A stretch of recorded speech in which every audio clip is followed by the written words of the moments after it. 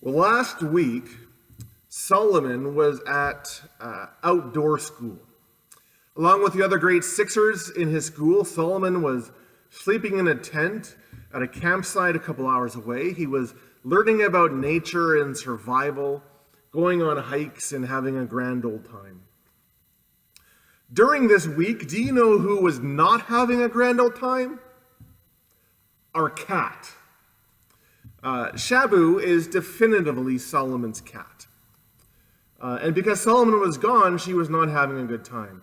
She likes to sleep in Solomon's room, and so when Solomon wasn't there, she would just cry and cry and cry all during the night.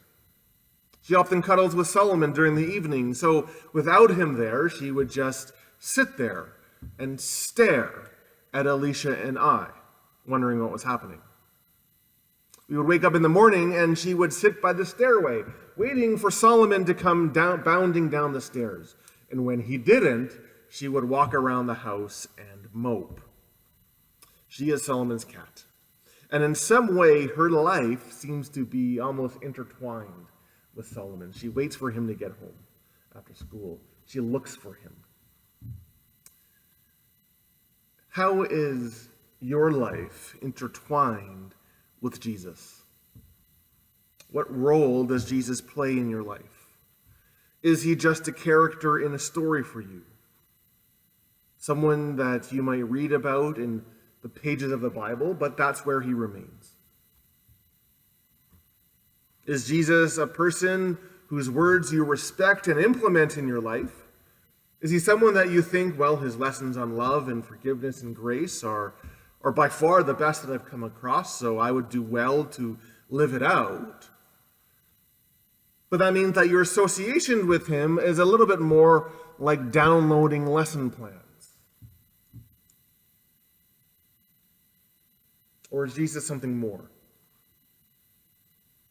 Is Jesus someone that you interact with? To use Paul's phrase, is the life of Jesus revealed in you? That's what Paul points to as the aim of his own ministry, but also as the aim of the entire Christian life. And so I want to invite you to pick up your Bibles and turn to 2 Corinthians chapter 4. The page number is in the bulletin. It's in the New Testament part of the Bible. One of the most basic principles of Christian faith is that Jesus is alive. Now, we can use a whole lot of theological jargon to talk about that, as we talk about the resurrection, as we talk about the ascension, as we talk about the gift of the Spirit on Pentecost. But all of that is rooted in a very important proclamation, that Jesus of Nazareth is the enfleshment of God in life, and he is living today. Full stop. Right? If we don't get that, then in some sense we don't get Christianity. We don't get Christian life. So just as the presence of my friends and my family can affect my life in tangible ways, in physical ways, in emotional ways, their lives affect my life. So the living presence of Jesus does that as well.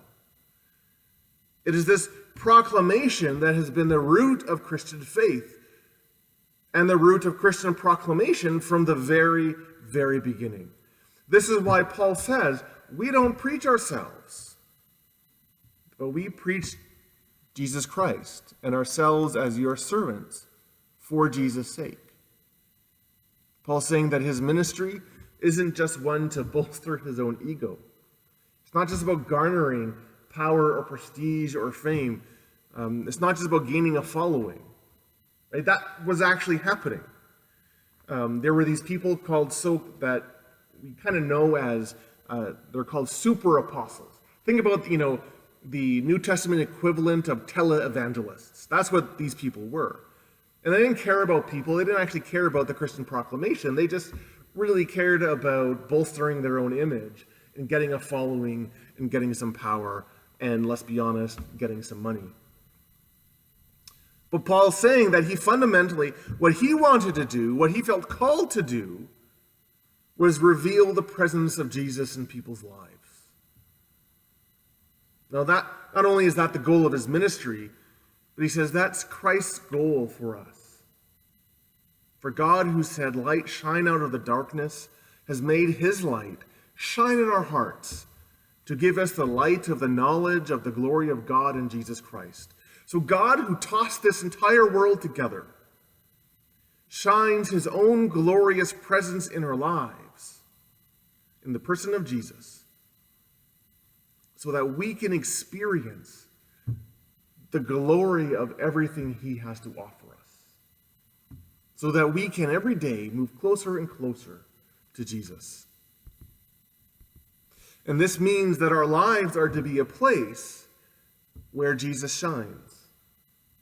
Not just as teachings, not just as lessons, not just, our decisions to try to live out what Jesus said is right and wrong. No, all that's good, yes. But more than that, we want Jesus himself to shine in our lives. So this morning you can ask yourself some questions. Do I let Jesus shine? Do I let him shine in my home? Do I let the life of Jesus shine at work? Do I let the life of Jesus shine in me when I work my way through frenetic crowds at Costco?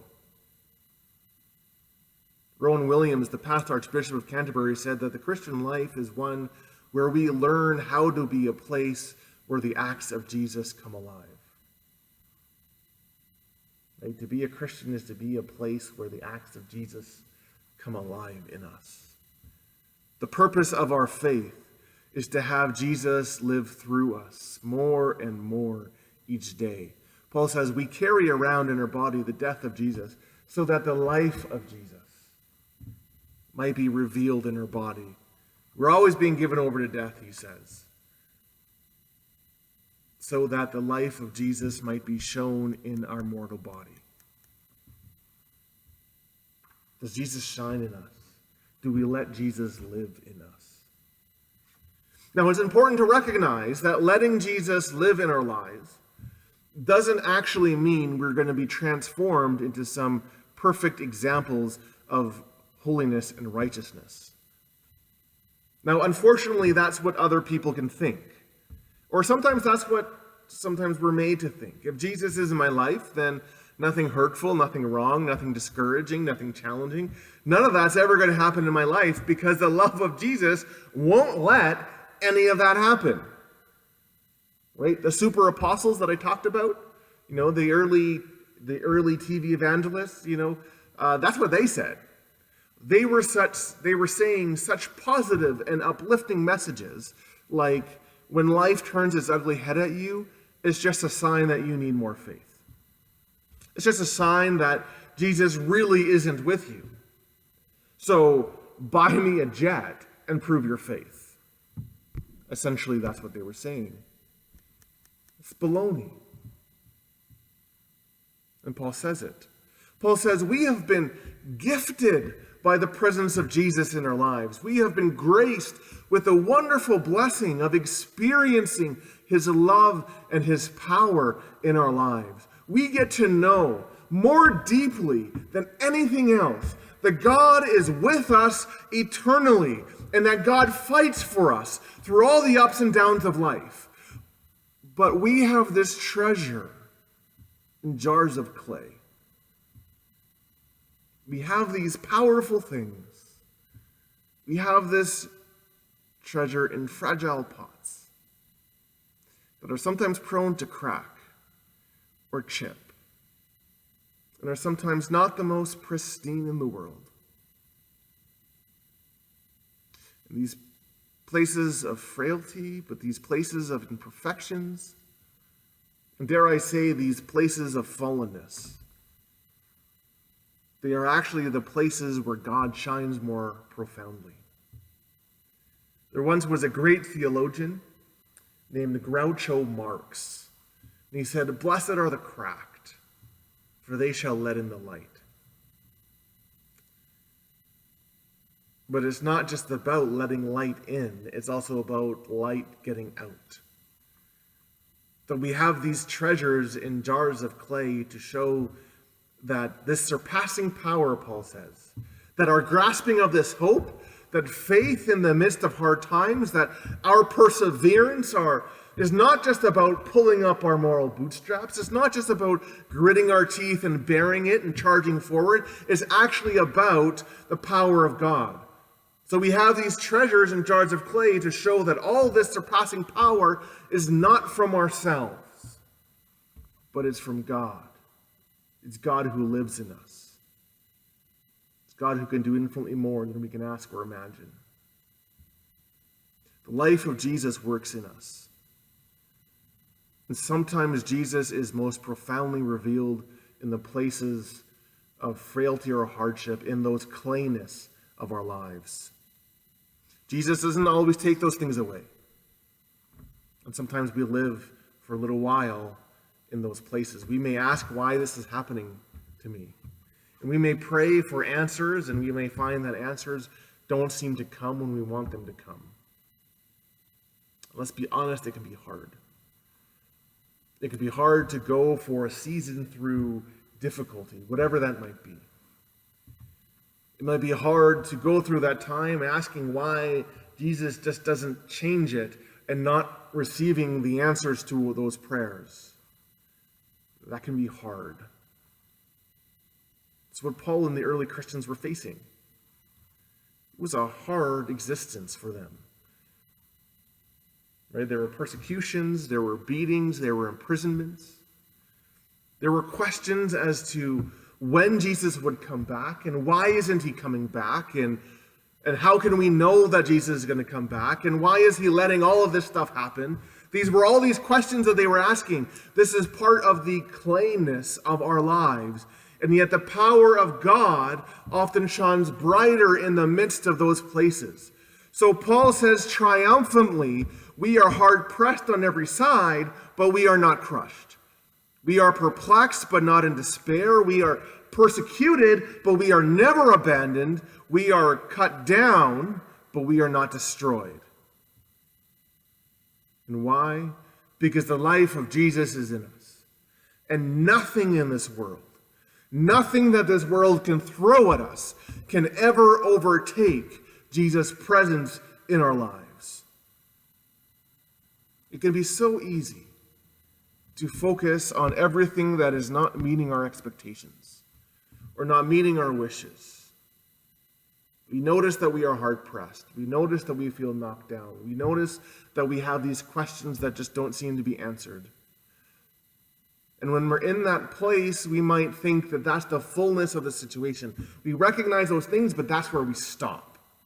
And because we're in that place, it means that we think, well, Jesus is not. As if he's not actually doing anything.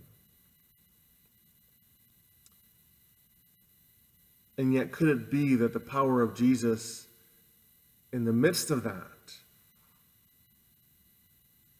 might actually empower us not to be overcome, but to journey through, to maintain ourselves, to persevere? The life of Jesus being revealed in the midst of hardships sometimes speaks more profoundly and more powerfully about the presence and love of God than if Jesus simply waved a magic wand and made it all just magically disappear.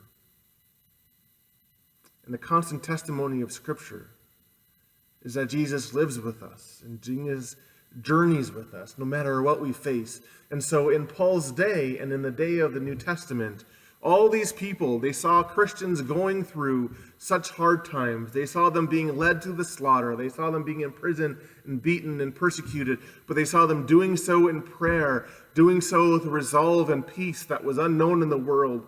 And it was such a witness that it sparked an interest in Jesus that has been going on for 2,000 years. And it wasn't because nothing bad ever happened to the apostles or to the Christians, but because Paul and others simply let Jesus live through them, no matter what they were going through. Jesus living and working in us can do infinitely more than we can ask or imagine. And so this morning, you can ask yourself, Or are you asked to let Jesus live in you in a new way? Maybe it's about letting Jesus into one of those clay jars of your life, those places of frailty, or maybe even woundedness. Can you let Jesus in? And can you let him live in you and provide for you a strength or an encouragement, a comfort, maybe even a healing? Let Jesus set you firm in his promise that you will never be destroyed. You may be hard-pressed, but you are not cast down. Could it be about letting Jesus shine brighter in those places where you have been nervous to do so? Can you let Jesus live in you, live through you, in your family, through your coworkers, with your friends? Or maybe this morning, maybe you're asked to acknowledge that you have yet to actually ask Jesus in, that you haven't actually let Jesus live in you. Maybe you're sitting here and you're thinking, well, yes, I've come to church, and yes, I've said I believe in Jesus, but maybe you've kept Jesus on the sidelines of your life. A speaker of parables, but not as a living presence. See, when we do that, like a cat missing her best friend, we often feel like we're missing out on a presence that just seems to encapsulate all of life, and that just seems to pull all of life together. So could you invite Jesus in? Could you allow Jesus to be revealed in your life?